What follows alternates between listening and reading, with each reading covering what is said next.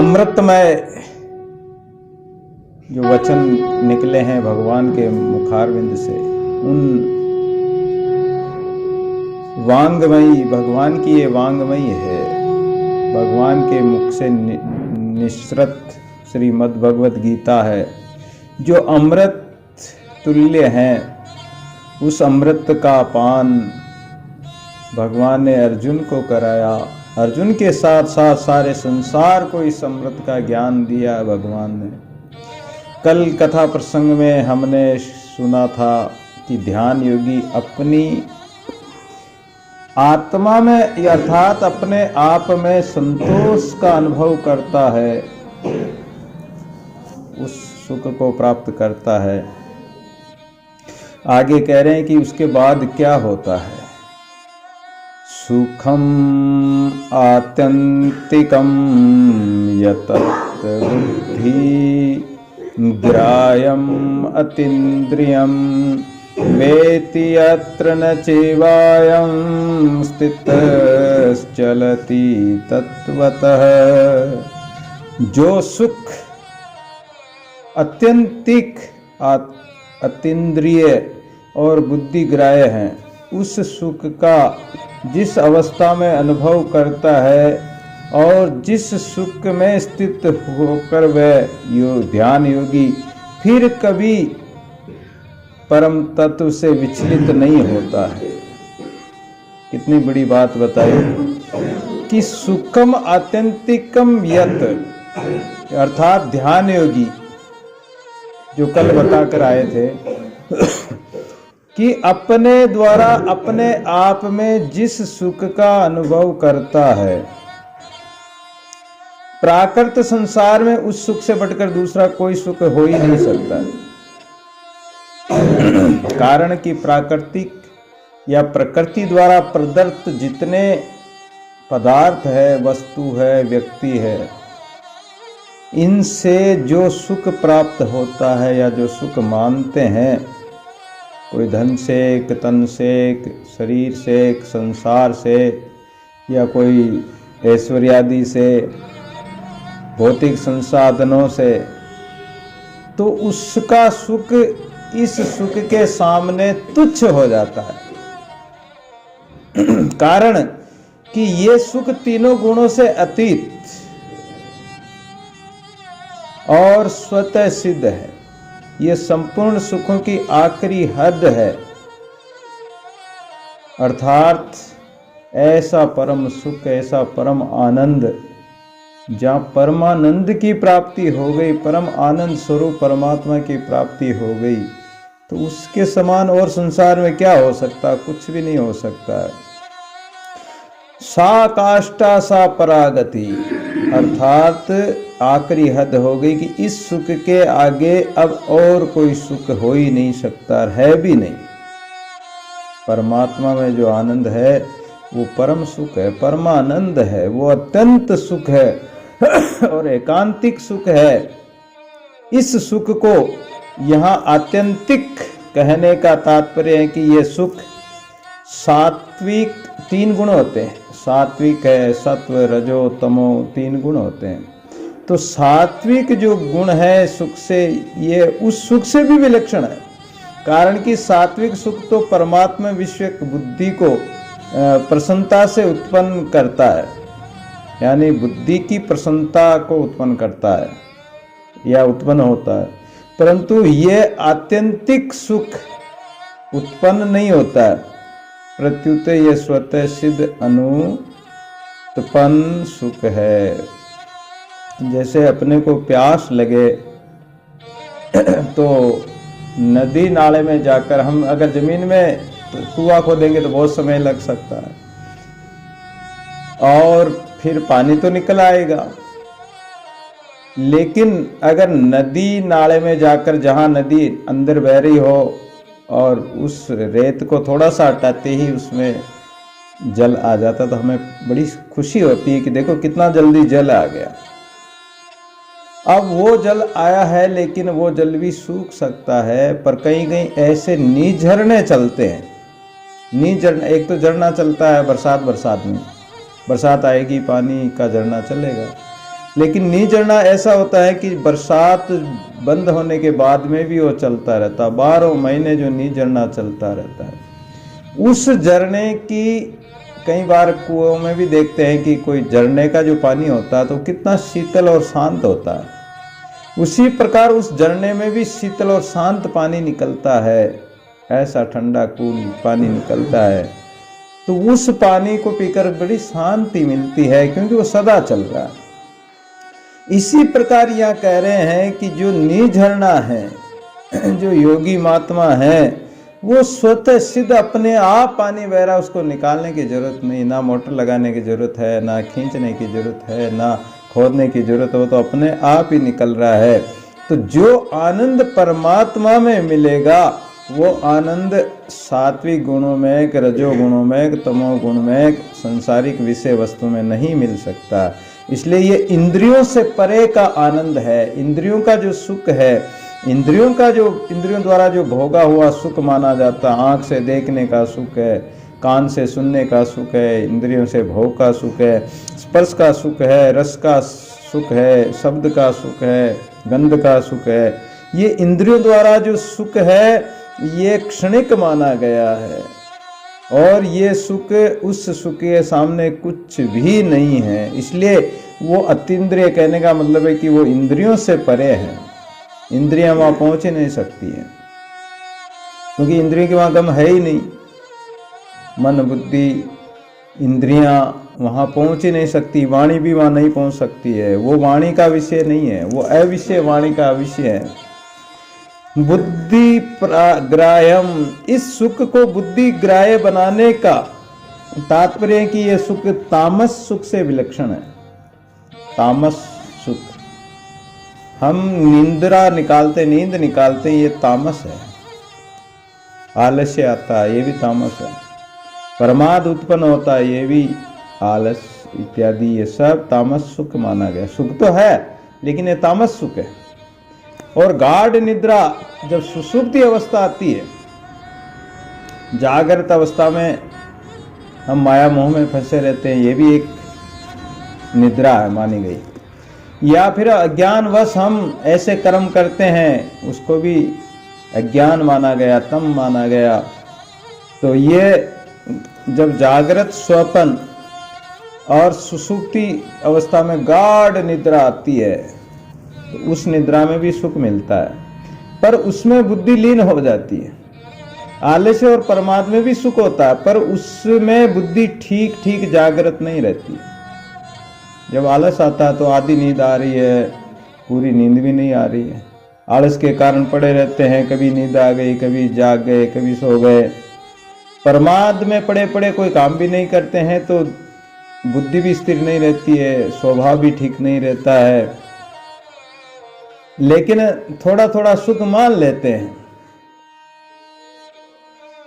तो ये विवेक शक्ति भी लुप्त हो जाती है। अगर ज्यादा पड़े रहोगे, सोते रहोगे ज्ञान माया मोह में, तो बुद्धि भी लुप्त हो जाएगी। परंतु इस आत्यंतिक सुख में बुद्धि लीन नहीं होती है और विवेक शक्ति भी ठीक जागृत रहती है, क्योंकि ये जो सुख है ये होश का सुख है। होश में रहते हुए ज्ञानमय होकर इस सुख को प्राप्त किया जाता है, इस सुख का अनुभव किया जाता है। और जो तामस सुख माना गया, रजोगुण का माना गया, खाने पीने का सुख माना गया, ये सुख तो कुछ सीमा तक होता है, कुछ समय तक होता है। उस सुख से भी ये बड़ा सुख परम सुख माना गया है कि योगी उस परम सुख को, परम आनंद को प्राप्त करता है। वेति यत्र न चेवायम स्थितश्चलति तत्वतः, ध्यान योगी अपने द्वारा ही अपने आप के सुख का अनुभव करता है और इस सुख में स्थित हुआ वह कभी भी किंचन मात्र भी विचलित नहीं होता, अर्थात इस सुख की अखंडता निरंतर स्वतः बनी रहती है। तेल की धारा, पानी डालोगे तो वो ऊपर से डालेंगे तो धारा टूट जाती है, लेकिन तेल की धारा एक लगातार बहती है, धारा टूटती नहीं है। उसी प्रकार ये ध्यान की जो धारा है, ये सुख की जो धारा है, ये अखंड निरंतर स्वतः बनी रहती है।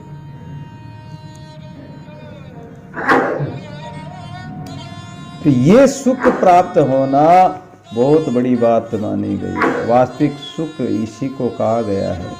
और हम अज्ञानवश छोटे मोटे पदार्थों के सुख कोई बड़ा सुख मान लेते हैं और उस छोटे मोटे सुख में ही हम मोहित हो जाते हैं और बड़ा सुख हमसे वंचित है, उससे हम वंचित रह जाते हैं। मनुष्य उस वास्तविक सुख से, ज्ञान से, आनंद से कभी चलायमान नहीं होता। इससे सिद्ध होता है कि मनुष्य सात्विक सुख से भी चलायमान हो सकता है, रजोगुण से भी चलायमान हो सकता है, तमोगुण से भी हो सकता है, लेकिन जब ये परम सुख प्राप्त हो गया तो उसके अंदर की दूरियां मिट गई, उसका भेद मिटकर अभेद परमात्मा में हो गए, एक में एक हो गए। जो भिन्नता थी वो भी मिट गई और अब केवल एक परमात्मा ही रह गया। तू ही तू गुरुदेव हमारा, सब कुछ मेरे नाम तुम्हारा, तुम्ही पूजा तुम्ही पाती, तुम्ही देवा तुम्ही सेवा, तुम्ही देवा योग यज्ञ तू साधन जापम, तुम्ही मेरे आपे आपम, तप तीर्थ तू ब्रस नाना, तुम्ही ज्ञाना तुम्ही ध्याना, वेद वेद तू पाठ पुराना, दादू के तुम पिंड पुराना। दादू जी महाराज कहते हैं कि बस एक गुरुदेव, एक परमात्मा ही रह जाएंगे। तू हमारे गुरुदेव, हमारे सब कुछ मेरे नाम तुम्हारे। तो बस एक परमात्मा ही रह जाता है उस जगह। तो इसलिए ये कह रहे हैं कि वह एक परमात्मा ही रहेगा कि तू ही तू, बस। तो इसलिए विचलित और व्यथित तभी होता है जब जड़ता का किंचन मात्र भी संबंध रहेगा।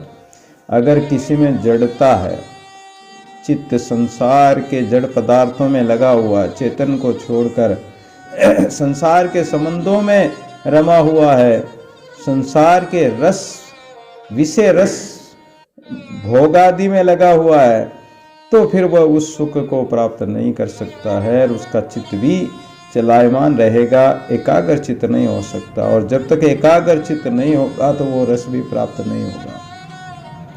तो इसलिए ध्यान योगी तत्व से चलायमान नहीं होता है। क्यों? इसका कारण बता रहे हैं। यम लब्ध्वा चापरम लाभम मन्यते नाधिकम तत यस्मिन् स्थितो न दुखेन गुरुणापि विचाल्यते। जिस लाभ की प्राप्ति होने पर उसे अधिक कोई दूसरा लाभ उसके मानने में भी नहीं आता और उसमें स्थित होने पर बड़े भारी दुख से भी विचलित नहीं किया जा सकता है। कौन? योगी। क्योंकि उसने जो परम लाभ को देख लिया है। कोई बढ़िया होता है, व्यापार करता है, जब उसकी वस्तु का भाव आ गया, वस्तु बहुत दिनों से पड़ी रहे, उसका भाव नहीं आए, गिरता जाए, तो वो बड़ा दुखी होता है। लेकिन चतुर बढ़िया क्या करता है कि जो ही भाव आया, देख लिया कि अब इसका भाव बढ़ने वाला नहीं है, इससे बड़ा भाव और कोई आ नहीं सकता है, तो वो बिना देर किए, किंचित मात्र भी विचार किए, वो उस वस्तु को बेच देता है कि अब बेचने में फायदा है, बेच देता हो और उसको वो प्रॉफिट मिल जाता, फायदा मिल जाता है। ऐसे जो योगी है वो जब ये विचार कर लेता है कि इस लाभ के समान संसार में कोई भी लाभ नहीं है, और वास्तव में है भी नहीं। तामस सुख को छोड़कर वो विषयजन्य सुख की तरफ नहीं जाएगा, वो तामस को भी छोड़ देगा और विषयजन्य सुख को भी छोड़कर, और वो सबसे ऊंचे सुख जो परमात्मा का सानिध्य पाना, परमात्मा से जुड़ जाना, परमात्मा से एकता हो जाना, परमात्मा को प्राप्त कर लेना, और ऐसे सुख को प्राप्त करने के बाद में फिर वो विचलित नहीं होगा। कैसे?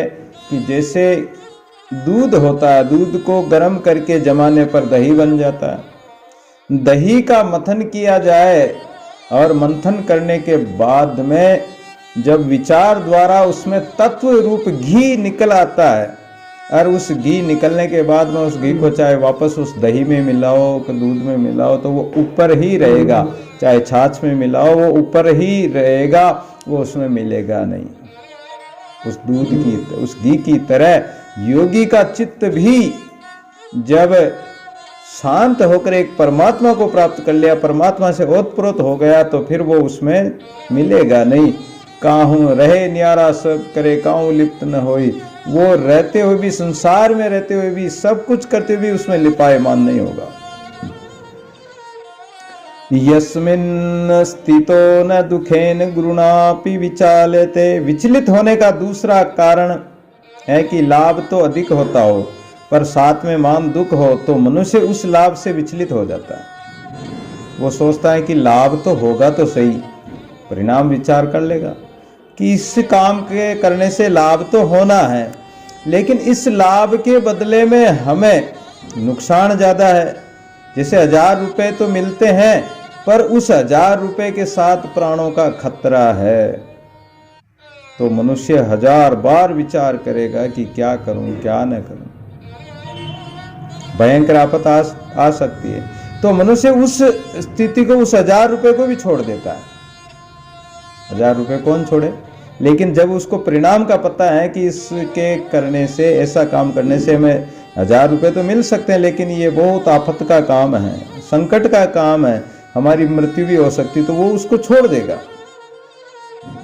तो इसी प्रकार आत्यंतिक सुख में स्थित होने पर योगी बड़े से बड़े दुख से भी विचलित नहीं होता है। वो सोचता है कि अगर इन सांसारिक सुखों को भोगेंगे तो हमें फांसी भी हो सकती है, हमारे शरीर के टुकड़े टुकड़े भी हो सकते हैं, और कुछ भी हो सकता है, हमारी मृत्यु भी हो सकती है। इसलिए वो ऐसा काम नहीं करता। जैसे किसी कारण से उसके शरीर को अगर फांसी दे दी जाए,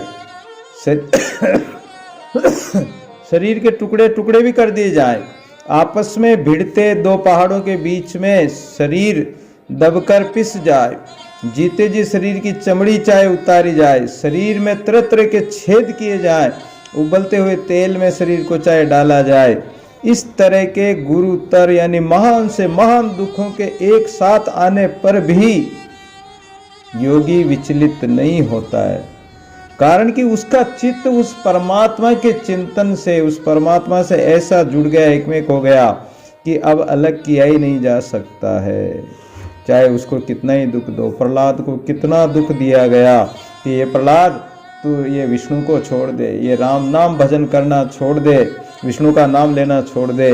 लेकिन प्रहलाद कहता है कि राम नाम नहीं छाड़ू भाई, प्राण तजो निकट जीव जाई, भावेले सिर करवत दे जीवन मूरी न छोड़ू ते, पावक में ले डारे मोई जरे शरीर न छाड़ू तोई। अब दादू ऐसी बनाए मिलो गोपाल निशान बजाए, चाहे मेरे शरीर के टुकड़े टुकड़े कर दो। कितना कष्ट दिया उनको, पहाड़ों से गिराया गया, हाथी के पैरों नीचे कुचलवाया गया, सांप से डसवाया गया, और जब नहीं मरा तो अग्नि में लेकर बैठ गई भुआ, होलिका भुआ, होलिका जल गई, प्रहलाद बच गए। फिर भी उसको मारने के लिए तलवार लेकर हिरण्यकश्यप आ गया, कहा कि अब मैं तुझे मारूंगा, तेरा राम कहाँ है? तो प्रहलाद कहता है कि तो में, मोह में, खड़ग में और खंभ में है मेरा परमात्मा। बोले इस खंभे में भी है कि हाँ, और उसी समय तलवार की दी तो उस खंभे में से भी भगवान नरसिंह भगवान प्रकट हो गए, उनकी रक्षा कर ली। लेकिन प्रहलाद विचलित नहीं हुआ। क्यों नहीं हुआ? कि उसको भगवान का भरोसा था, विश्वास था। एक विश्वास बिन जीवरा डामाडोल, निकट निधि दुख पाई चिंता मणि अमोल, बिन विश्वासी जीरा चंचल नाई ठोर, निश्चय निश्चल ना रहे कछु और की ओर। जिसका चित्त निश्चल नहीं होगा या विश्वास, दृढ़ विश्वास नहीं होगा, दृढ़ निष्ठा नहीं होगी, तो वो चलायमान हो सकता है। लेकिन प्रहलाद का मन दृढ़ निश्चल था। कबीर को कितना कष्ट दिया, दादू जी को कितना कष्ट दिया, मीरा को कितना कष्ट दिया लोगों ने, लेकिन उन्होंने राम नाम को नहीं छोड़ा, भगवान का भरोसा नहीं छोड़ा, तो भगवान ने उनकी रक्षा की है। तो योगी का चित्त कभी विचलित नहीं हो सकता है। पहाड़ जैसा संकट आ जाए लेकिन वह दुखी नहीं होता है, वो रोता नहीं है, वह विचलित नहीं किया जा सकता। कारण कि जितने भी दुख आते हैं वे सभी प्रकृति के, शरीर, इंद्रिया, मन, बुद्धि से ही आते हैं। जबकि आत्यंतिक सुख स्वरूप बोध प्रकृति से अतीत तत्व है, वो प्रकृति का सुख नहीं है, परमात्मा का सुख। परंतु जब पुरुष प्रकृतिस्थ हो जाता है अर्थात शरीर के साथ तादात्म्य में कर लेता है, तब वह प्रकृति जन्य अनुकूल प्रतिकूल परिस्थिति में अपने को सुखी और दुखी मानने लग जाता है। सुखी दुखी कब होता है व्यक्ति कि जब वह अपने आप को परमात्मा को छोड़कर या परमात्मा का न मानकर संसार का मान लेता है, संसार का शरीर, संसार का सुख दुख मान लेता है, तो प्रतिकूल परिस्थिति में तो दुखी होगा, अनुकूल परिस्थितियां आएगी तो सुखी होगा, सुख मानेगा। तो वह जब प्रकृति से संबंध विच्छेद करके, और अगर प्रकृति से संबंध विच्छेद कर दे, ये संसारिक माया मोह को त्याग दे, तो वह अपने आप का अनुभव कर लेता है। अपने आप का अनुभव ही आनंद माना गया है, सुख माना गया है, उस सुख को प्राप्त करता है। और जिस सुख की प्राप्ति होने पर उससे अधिक सुख और कोई हो भी नहीं सकता है, इसलिए वो उससे भी विचलित नहीं होता कि इस सुख को अगर छोड़ दिया तो फिर हमारे पास क्या रहेगा, फिर हमारे पास कुछ भी नहीं। जैसे कुएं के अंदर से पानी निकालना हो तो रस्सी के कोई भी चरी बांध दो, बाल्टी बांध दो या और कोई बर्तन बांध कर और उसको कुएं में लटका देते हैं। वो बर्तन भी कुएं में चला जाता है और उसकी रस्सी भी पूरी की पूरी कुएं में चली जाती, केवल एक गांठ अपने हाथ में रह जाती है। तो पानी निकालने वाला सोचता है कि जब तक ये गांठ मेरे हाथ में है तब तक ये पूरी रस्सी और बर्तन मेरे हाथ में है, मैं अंदर से पानी निकाल कर पीऊँगा, बड़ा शीतल जल निकलेगा, आनंद रस मिलेगा। तो उसी प्रकार अगर व्यक्ति का जीवन कितना ही बीत गया हो, कितना ही समय हो चुका हो, केवल मात्र एक कुछ क्षण बाकी रह गए हो।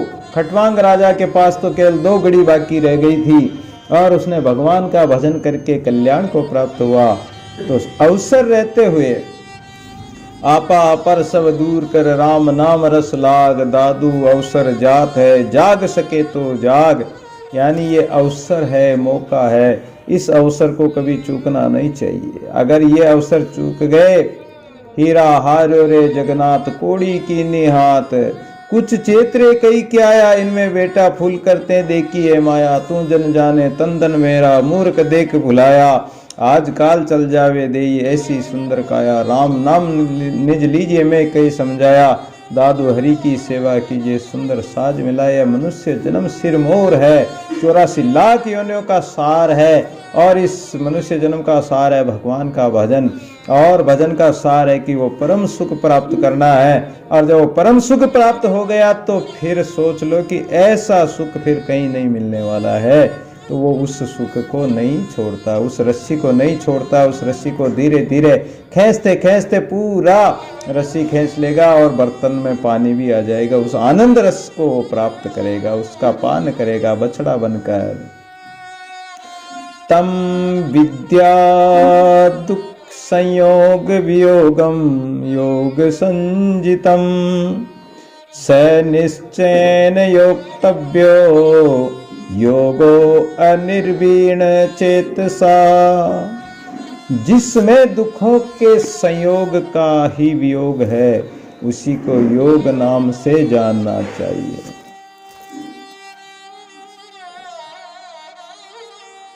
वह योग जिस ध्यान योग का लक्ष्य है, उस ध्यान योग का अभ्यास न उगताए हुए चित्त से निश्चय पूर्वक करना चाहिए। देखो कितनी बड़ी बात बता रहे हैं कि जिसके साथ हमारा संबंध है ही नहीं, संसार के साथ हमारा संबंध है ही नहीं, हुआ भी नहीं, होगा भी नहीं और होना संभव भी नहीं है, ऐसे दुख रूप संसार शरीर के साथ संबंध हमने मान लिया, और मानना ही ये दुख का संयोग है। दुख तभी होता है, और इस दुख संयोग योग, ये योग नहीं है। दुख का संयोग होना योग नहीं है। अगर ये योग होता अर्थात संसार के साथ हमारा नित्य संबंध होता, तो इस दुख संयोग का कभी वियोग संबंध विच्छेद भी नहीं होता।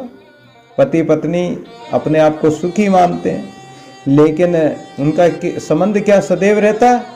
नहीं रहता है। जब तो मीरा ने कहा कि ऐसे वर को क्या वरूं जो जन्मे और मर जाए, वर परनो गोपाल को जो मारो चुड़लो मर हो जाए। हमें तो ये सांसारिक संबंध, पति पत्नी का संबंध, ये सुख हमें नहीं चाहिए। हमें तो परमात्मा का सुहाग चाहिए, हमें परमात्मा पति चाहिए, संसारिक पति की इच्छा नहीं है। तो सदैव संबंध किसी का न तो रहा, न रहेगा, न रहता है। परंतु ऐसा ज्ञान हो जाए, और अगर ऐसा ज्ञान हो जाए तो अपने आप ही वियोग हो जाएगा। तो इससे सिद्ध होता है कि दुख संयोग केवल हमारा माना हुआ। दुख भी सदा नहीं रहता तो सुख भी सदा नहीं रहता। पति पत्नी का सुख, माता पुत्र का सुख, या बाप बेटे का सुख, भाई भाई का सुख, ये प्रेम संबंध जो है, इनमें जो सुख मानते हैं, ये सुख भी अपना माना हुआ है, संसार का माना हुआ है। वस्तु व्यक्ति का संबंध, जो संबंध से जो सुख मानते हैं, वो भी माना हुआ है, क्योंकि ये सदा रहने वाला नहीं है, केवल संयोग मात्र है। काल खा जाएगा, काल सबको नष्ट कर देगा। न आप रहेंगे, ना वो वस्तु व्यक्ति रहेगा, न वो राजा रहे, न वो रानी, कोई नहीं रहा।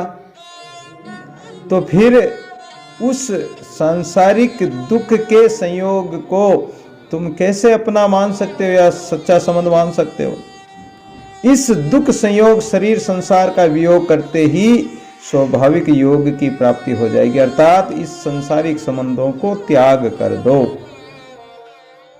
क्योंकि ये हमारे साथ सदैव रहने वाले नहीं हैं।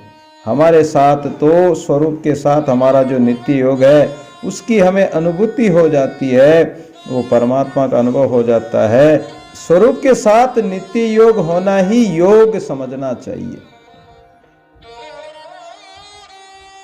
परमात्मा से योग कब होगा, परमात्मा का संयोग कब मिलेगा? कि आप खुद इसमें लगोगे, आपको ही करना है। परमात्मा तो सदैव जुड़ा हुआ है, लेकिन आप मान ही नहीं रहे हो। और जब हम नहीं मानेंगे जब तक, तो हमें यहां दुख रूप संसार के सर्वथा वियोग की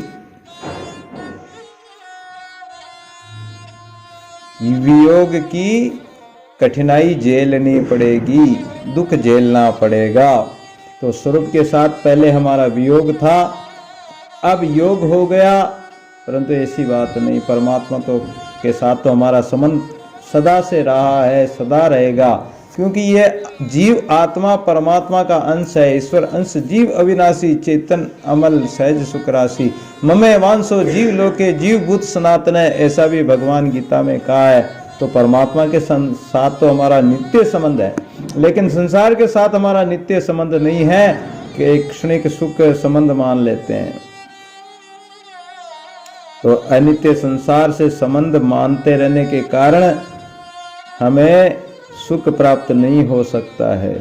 इसलिए इसी को अर्जुन ने 18वें अध्याय के 73वें श्लोक में भी नष्टो मोह स्मृति लब्ध्वा का। अतः ये योग नया नहीं हुआ है, ये नित्य योग है, सदा रहने वाला है। भगवान ने यहाँ योग संगीतम के द्वारा भी कहा है। तो दूसरे अध्याय में समत्तम योग उच्यते कहकर समता को ही योग बताया है, यानी उसके सम हो जाना, उससे एक रस हो जाना, उसमें एक मेक हो जाना, ओतप्रोत हो जाना, यही योग कहलाता है। पतंजलि महाराज ने भी चित्त वृत्तियों के निरोध को ही योग कहा। हमारे जो चित्त की वृत्तियां हैं, ये वृत्तियां बार बार बाह्य विषय आदि में, वस्तु में, व्यक्ति में जाती है, भोगों में जाती है, तो योग चित्त वृत्ति निरोध है। योग दर्शन में निश्चल दास जी पतंजलि महाराज कहते हैं। और यहाँ चित्तवृत्तियों का निरोध होने पर दृष्टा की स्वरूप में स्थिति बताई। जब चित्तवृत्तियों का निरोध हो जाएगा तो जो हम देखने वाले, अब यहाँ देखने वाले का बड़ा एक वो होता है कि हम देखने वाले कौन है। तो इसका मतलब ये हुआ कि हम अलग है, हमारा शरीर अलग है, हमारी इंद्रियां अलग है, हमारा तन मन अलग है। जब आप देखने वाले बने, मैं कहता हूं कि ये हाथ है, अब लोग कहेंगे किसका हाथ है, तो मैं कहूंगा कि मेरा हाथ है। अब ये मेरा हाथ है तो मैं तो नहीं हूं ना, मेरा हाथ है। अगर हाथ को काट दो तो मैं मरूंगा थोड़ी, मैं तो फिर भी जिंदा रहूंगा। तो अगर हाथ आप होते, आप पैर होते, या जैसे रथ का उदाहरण ले लो, कोई कहे कि ये रथ है, रथ का जूड़ा उतार लो, कहो कि ये रथ है कि नहीं, ये तो जूड़ा है। उसका पहिया निकाल लो, कह दो कि ये रथ है कि नहीं। उसके और जो भी लकड़ियां लगी हुई है, जो भी रथ में लगे हुए अंग प्रत्यंग सब उतार लो, फिर कहो कि रथ है ये कि नहीं। तो सबका संयोग मिलकर ही रथ माना है, लेकिन वो रथ नहीं है, वो तो एक संज्ञा दे दी। ऐसे ही हमें संज्ञा दे दी कि मैं ऐसा हूँ, मेरा नाम ये है, या मैं फला जाति का हूँ, या मेरे फला माता पिता है, ये मेरा परिवार है, लेकिन तू इसका नहीं है। तू काको को तेरा, न तो तू किसी का है ना तेरा कोई है, तेरा तो परमात्मा है, तू परमात्मा का है। और ऐसी बुद्धि, ऐसा ज्ञान सद्गुरु ही दे सकते हैं और परमात्मा ही दे सकते हैं। तो परमात्मा का ये दिया हुआ ज्ञान अगर हमें हो जाए, हम इस बात को स्वीकार कर लें, तो हम इस संसार के संबंध को छोड़ देंगे कि हमारा संसार संबंध है ही नहीं। हमारा तो परमात्मा से नित्य संबंध है, और नित्य परमात्मा का अनुभव करने से उसी में मिल जाएंगे, उसी का रूप हो जाएंगे। तो इसलिए ध्यान योगी चित्त अवस्था में उपराम हो जाता है। उसका संकेत 20वें श्लोक में भी यत्र पद से किया, और भी अनेक श्लोकों में अनेक जगह बताया है भगवान ने, यहाँ यस्मिन नाम से कहा। इस तरह यत शब्द का प्रयोग करके योगी की जो विलक्षण स्थिति बताई है, उसी का यहाँ तम पद से संकेत करके उसकी महिमा कही गई है कि स निश्चयन योक्तव्यो योगी निर्विण चेतसा, जिसमें दुखों के संयोग का अभाव है, अर्थात दुख आ ही नहीं सकता उसमें।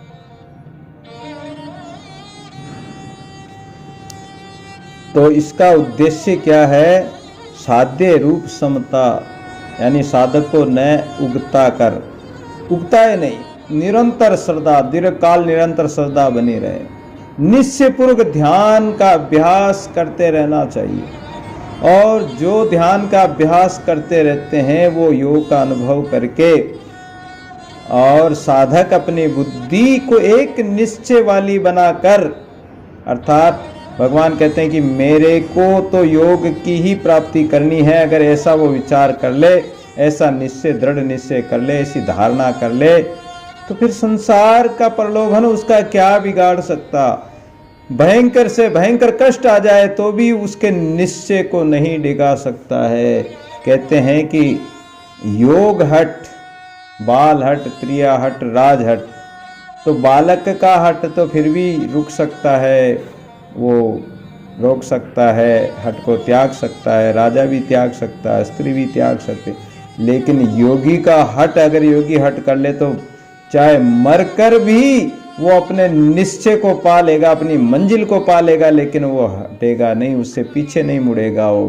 क्योंकि सोरा होइसु मेर उलंगे, सब गुण बंध्या छूटे, दादू कायर वेरे तीणा न टूटे, आगा चल पीछा फिरे, ताका मुँह माँ दीठ, दादू देखे देकर दोनों। तो वो भाग जाता है, कायर होता भाग जाता है, पीठ दे के भाग जाता है, लेकिन सूरवीर तो आगे को पग धरे, पीछे को पग ना दे, वो पीछे पैर नहीं धरता, वो तो आगे को ही चलता है। सूरा होइसु मेर उलंगे, वो पहाड़ जैसे दुख को भी लांग जाता है, वो अपने निश्चय से डिगेगा नहीं, वो अस्त्रों को मारते हुए अपनी मंजिल को प्राप्त कर लेता है, अपनी जीत को हासिल कर लेता है। निर्विण चेतसा का तात्पर्य है कि समय बहुत लग गया, पुरुषार्थ बहुत किया, पर सिद्धि नहीं हुई। इसकी सिद्धि कब होगी, कैसे होगी?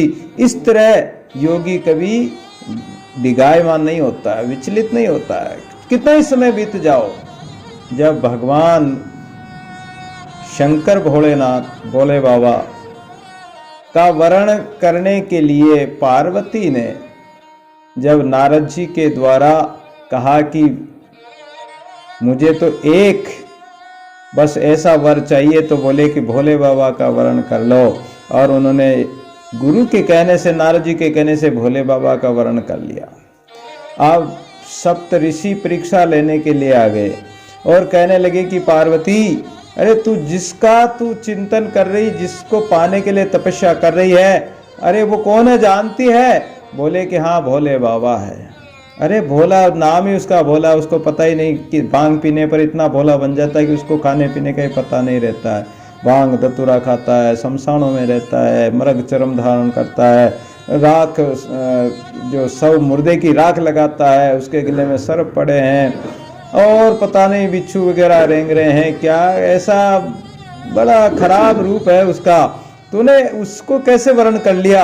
अरे देख विष्णु भगवान को देख, कितने सुंदर है, शेष शैया पर सोते हैं, कितने उनकी प्यारी सी मुस्कान है और मुकुट धारण करके रहते हैं, कौस्तुभ की गदा उनके पास रहती है।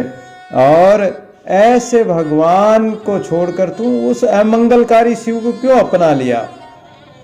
तब पार्वती कहती कि अगर हमारे गुरु नारद जी से पहले आप मिल जाते तो शायद मैं आपकी बात मान लेती, लेकिन अब तो मेरे गुरु की बात को मैं कभी नकार नहीं सकती हूँ, चाहे जन्म जन्म रगड़ लागो मोही, पर मैं शिव जी को त्याग कर और कोई वर नहीं चुनूंगी, मैं तो एक शिव जी का ही वर्ण करूंगी। तो चाहे कितने ही प्रलोभन क्यों ना आ जाए, कितना भयंकर कष्ट क्यों ना आ जाए, लेकिन वो निश्चयता को नहीं छोड़ता है। तो कहने का तात्पर्य है कि चाहे कितना ही समय लग जाओ, जन्म जन्म रगड़ लागो मोह, यानी जन्म जन्म, मुझे हजारों जन्म बीत जाए तो भी मैं भगवान शिव भोले बाबा को नहीं छोड़ूंगी। तो कितनी उनकी दृढ़ निष्ठा है, श्रद्धा विश्वास है। तो ऐसे भयंकर से भयंकर दुख आ जाए तो भी तत्व स्वरूप परमात्मा को ही प्राप्त करना है। साधक के मन में स्वतः स्वाभाविक ऐसा विचार आना चाहिए, तो वो निरर्थक जो विचार वो अपने आप चले जाएंगे। और चाहे साधक तो यहां तक कहता है कि चाहे मुझे नरकों में भी क्यों न पड़ना पड़े, पर उन से भी मैं दुखी नहीं होऊंगा, और सारा जन्म ही बीत जाए, आयु और सब कुछ बीत जाए, लेकिन प्राप्ति में लग जाए, फिर भी मैं परमात्मा को नहीं छोड़ सकता हूँ। तो कितनी बड़ी बात बताती भगवान ने की। तो ये भगवान ने योग का साध्य रूप समता का वर्णन किया कि साधना में इस प्रकार की स्थिति आने पर योगी को क्या करना चाहिए। योगी को विचलित नहीं होना चाहिए। संकल्प प्रभावान कामांस त्यक्त्वा सर्वान शेषतः मन से वेन्द्रिय ग्रामम विनियम्य समन्ततः। संकल्प से उत्पन्न होने वाली संपूर्ण कामनाओं का सर्वथा त्याग करके और मन से ही इंद्रिय समूह को सभी ओर से हटा लेता है योगी। क्यों हटाता है?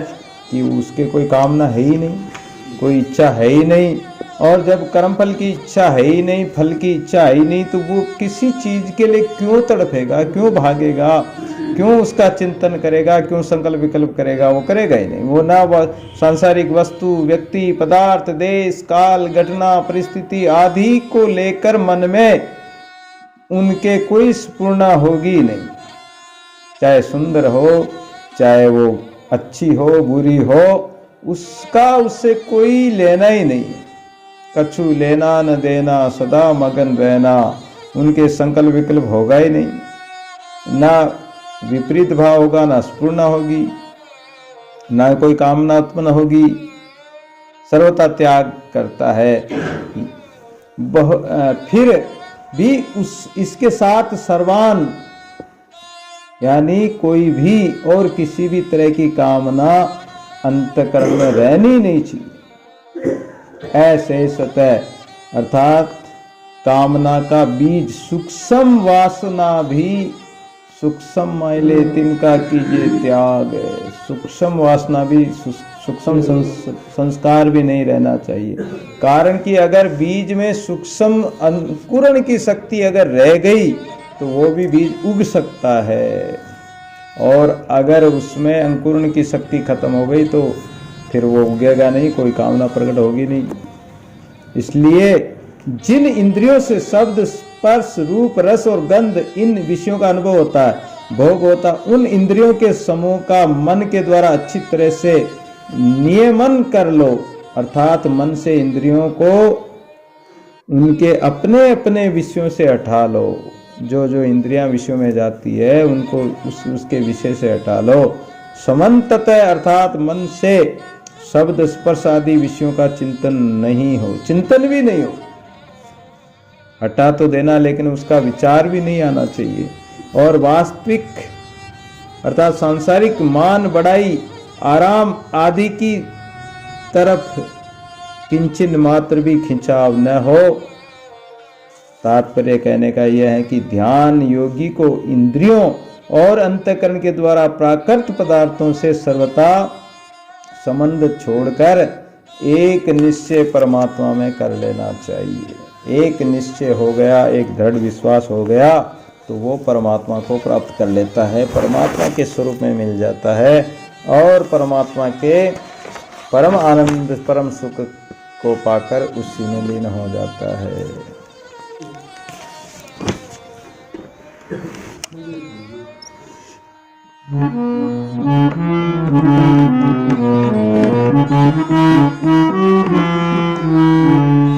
हमसे दूर रही गति तेरी, हमसे दूर रही गति तेरी, हमसे दूर रही गति तेरी, हमसे दूर रही गति तेरी। तुम होते से तुम ही जानो, तुम होते से तुम ही जानो, काबपुरी मति मेरे,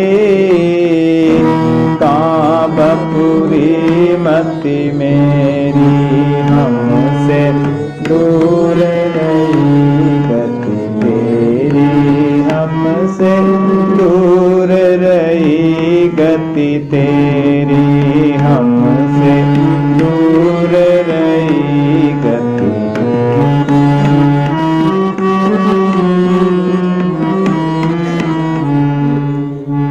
मन ते आगम दृष्टि अगोचर, मन साकी गमनाई, मन ते आगम दृष्टि अगोचर, मन साकी गमनाई। सुरति समाई बुद्धि बल थाके, सुरति समाई बुद्धि बल थाके, वचनन पहुँचे ताई, वचनन पहुँचे ताई। हमते दूर रही गति तेरी, हमते दूर रही गति तेरी, हमसे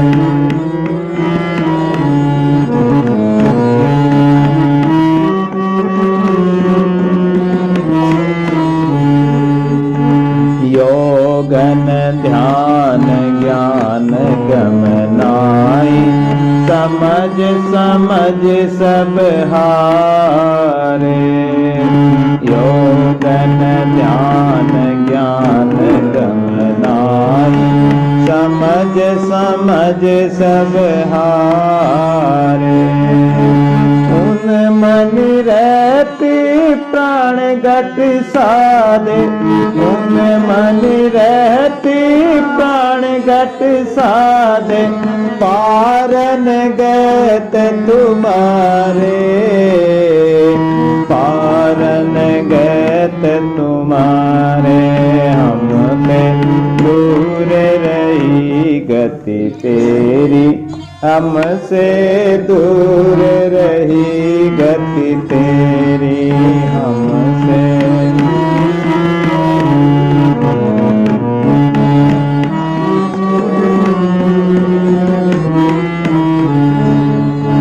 खोज परे गति जायन जानी, अगह गहन कैसे आवे। खोज परे गति जायन जानी, अगह गहन कैसे आवे। साधु अविगत देव दयाला, साधु अविगत देव दयाला, भाग्य बड़े सो पावे, आगे बढ़े सो पावे, हमसे दूर रही गति तेरी, हमसे दूर रही गति तेरी, हमसे दूर रही गति तेरी, हमसे दूर रही गति तेरी। तुम होते से तुम ही जानो,